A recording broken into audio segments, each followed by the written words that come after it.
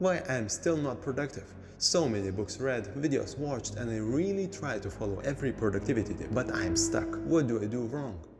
It's great that it was me in the past. And what's even better is that I'm going to reveal these 3 hidden productivity destroyers from back then. These were real MVPs of sabotaging my productivity. Even after identifying them, they still come back and steal it. That's how unnoticeable and strong they are. So now I know, but keeping these 3 in my mind is the #1 rule before any other productivity tool.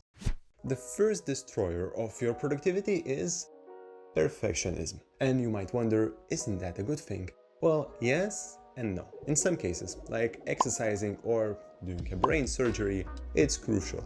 But in terms of general productivity, it's the worst enemy. I'm not suggesting you should care less about your projects. You should try to do your best, but avoid label of perfectionist, because it rarely can be meant as a compliment. Of course, maybe except if you exercise or do a brain surgery. It's bad because of pure time and diminishing returns perspectives. Since I used to perfect things all the time, I remember how easy it is to start writing an email or short answer in chat and never finish. It seems easy at first, just type and send. But I fix one word, then want to switch some words, start thinking that something might be understood incorrectly, so I delete, write. I wake up from this nightmare only half an hour later, when I'm already exhausted. And guess what?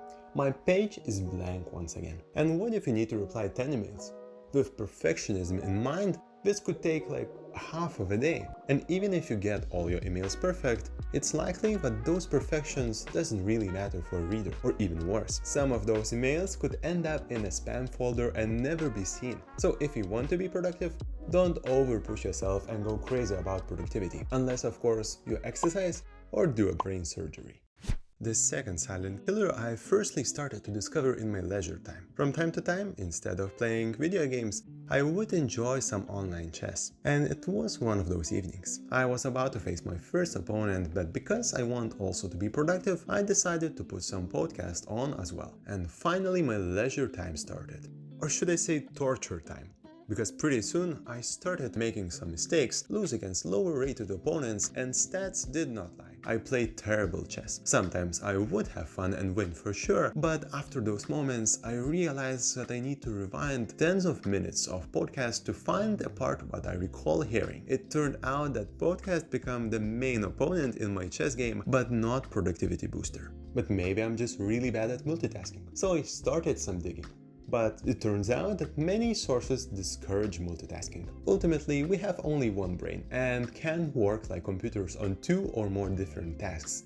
So our attention is not divisible. What happens when we multitask is that we jump from one activity to the other. At times, it may appear that someone is focusing on 2 things simultaneously, like musicians playing different melodies with each hand. But as a professional musician myself, I can reveal a secret, but we are not truly dividing our attention. Instead, we practice those movements so much that they become almost automatic and require less focus. To give a really simplified example, it's like plugging 2 electronic devices to the same switch. Once you touch it, both devices suddenly start working. While you play instrument, it's kind of similar. Yes, you need to pay a lot of attention to different things, but it's more closer to turning these connected switches on and off than just somehow dividing yourself in 2.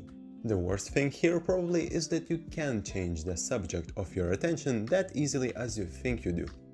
Cal Newport, in his popular book Deep Work, highlights that when you switch from some task A to another task B, your attention doesn't immediately follow. A residue of your attention remains stuck thinking about the original task.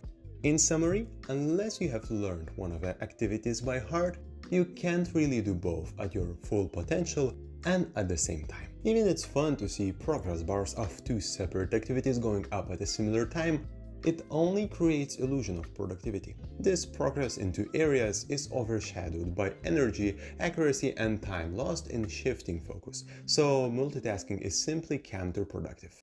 And the last thing you can do to make yourself unproductive is to have plenty of time for a task. I know, really strange one, but let me explain.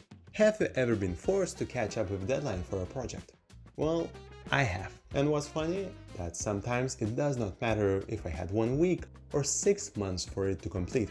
I still might end up chasing the deadline. This happens because of what's called Parkinson's law, which I first encountered in Tim Ferriss' book 4-Hour Workweek. The law generally says that a task will swell or expand in complexity in the relation of the time allocated for it. That means that more time you have it, the more you will use it. Sure, sometimes I would just procrastinate and not start a project in the first place, which is equally bad as the task lingers on your mind, causing worry and distraction. But at other times, Parkinson's law will take place. And instead of writing that simple essay or script for a new video, I would do tons of extra things. For example, maybe writing in the same way, like that email we talked about, or deciding that I need to read like 3 additional books for it, even though I've read all necessary material already. To counteract this, set the reasonable deadlines or break down project into smaller tasks with their own deadlines. All surplus time planned for this project won't get back to your calendar, but you will use it for unnecessary activities and it surely will be not productive. Unfortunately, if you only remember these 3 things, nothing will change. It can help not to destroy productivity if you know how to be productive in the first place. And with that many tips online, it's hard to know a true method for productivity. But I assure you it exists, and it's in this video. One rule to follow and never get lost between many productivity tools. See you on that video and stay productive while building your superior life.